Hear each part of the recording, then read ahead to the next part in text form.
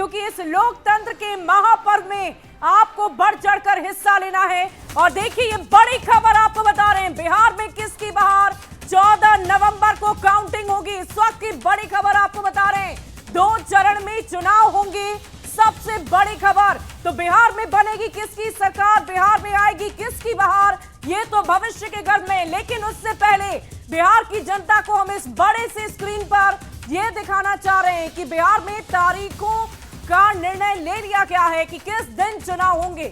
और शुभी, जो सबसे महत्वपूर्ण बात है कि पहले चरण में 121 सीटों पर वोटिंग होगी, दूसरे चरण में 122 सीटों पर वोटिंग होगी और इस तरह से ये 243 सीटों पर जो रिजल्ट आएगा वो 14 तारीख को आएगा।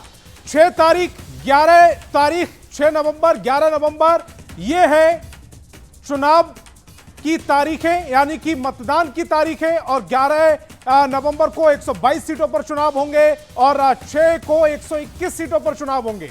14 तारीख को रिजल्ट यानी कि काउंटिंग होगी। 2 चरणों में चुनाव संपन्न हो रहे हैं। और देखिए राजनीतिक दलों की बात करें तो पहले ही राजनीतिक दलों ने जब इलेक्शन कमीशन या निर्वाचन आयोग के साथ बैठक की थी तो उस दौरान इस बात की चर्चा की थी कि कोशिश की जाए कि पहले एक चरण में ही चुनाव को संपन्न करा लिया जाए। जेडीयू ने सबसे पहले ये डिमांड रखी थी। और देखिए एक चरण में तो नहीं, लेकिन बिहार में 2 चरणों में अगर संतोष हम बात करें तो पिछले कुछ सालों की अगर बात की जाए तो 5 से 6 चरण में बिहार में चुनाव संपन्न होते रहे, 3 चरणों में भी हुए। लेकिन ये मुझे लगता है पहली दफा ऐसा होगा कि 2 चरणों में बिहार में चुनाव को संपन्न कराया जाएगा। 6 नवंबर को पहले चरण पर 121 सीटों पर मतदाता अपने मताधिकार का प्रयोग करेंगे और 11 नवंबर को 122 सीटों पर मतदान कराए जाएंगे। और देखिए 14 नवंबर ये तारीख भूलिएगा मत, इस दिन बाल दिवस भी हम मनाते हैं, 14 नवंबर की तारीख।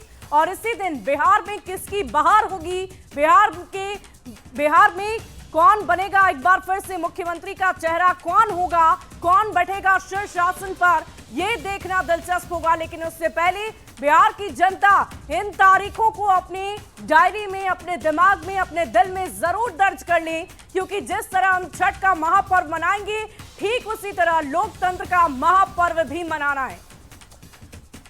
शुभी, इससे पहले 2020 का जो चुनाव हुआ था वो 3 चरणों में हुआ था, 2015 का जो चुनाव हुआ था वो 5 चरणों में हुआ था और 2010 का जो आम चुनाव हुआ था यानी कि बिहार का चुनाव हुआ था वो 7 चरणों में चुनाव हुआ था।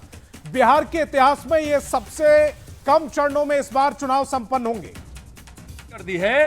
तो बिहार के लोगों ने भी 6 नवंबर और 5 नवंबर को यहाँ विपक्षी, परिवारवादी, भ्रष्टाचारी, जंगल राज के साथ उनके गठबंधन के लोगों यानी विपक्ष की पार्टियों का उस दिन सफाया की तिथि भी बिहार के लोगों ने तय कर दिया। आप लोगों ने एक फेज की मांग की थी, भाजपा ने मांग की थी कि एक फेज। ऐसा नहीं है, ऐसा नहीं है, ऐसा नहीं है। इलेक्शन कमीशन सबकी बात सुने हैं और सबकी बातों को सुनकर जो निर्णय लिया है, और ऐसा नहीं है कि भारतीय जनता पार्टी ने कोई ऐसा, अभी तक तो मेरी जानकारी में नहीं है। बहुत बहुत धन्यवाद।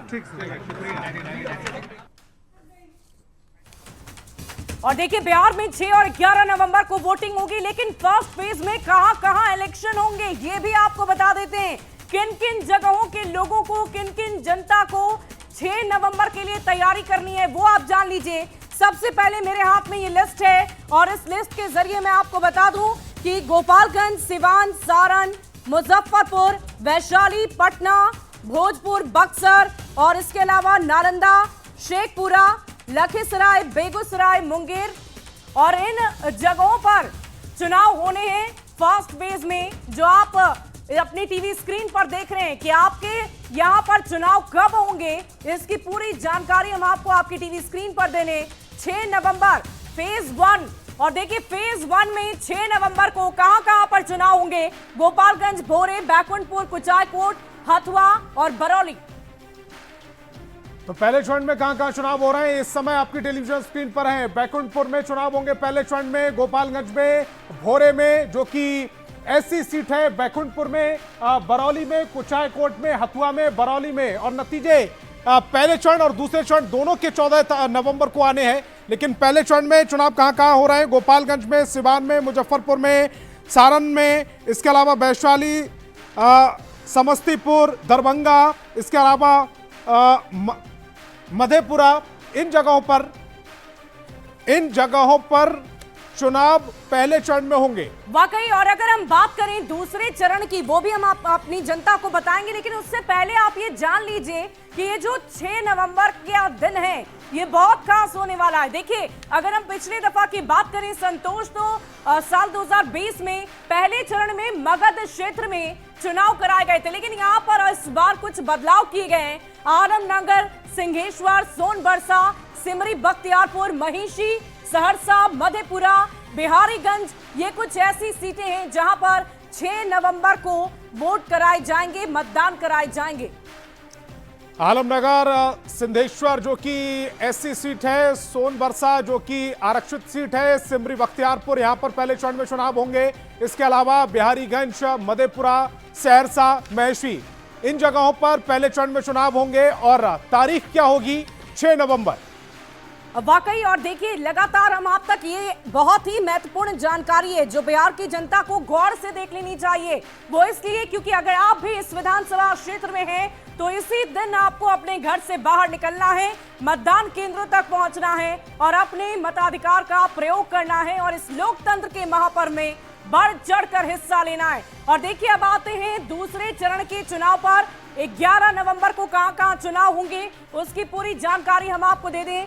वाल्मीकि नगर, नरकटियागंज, लौरिया, चनपटिया, बगहा, नौतन, इन जगहों पर दूसरे चरण में चुनाव होने हैं और इसके भी नतीजे 14 नवंबर को आएंगे। तो ये इस वक्त आपकी टीवी स्क्रीन पर है। आपके यहां पर कब चुनाव होगा इसकी पूरी जानकारी हम आप तक पहुंचा रहे हैं।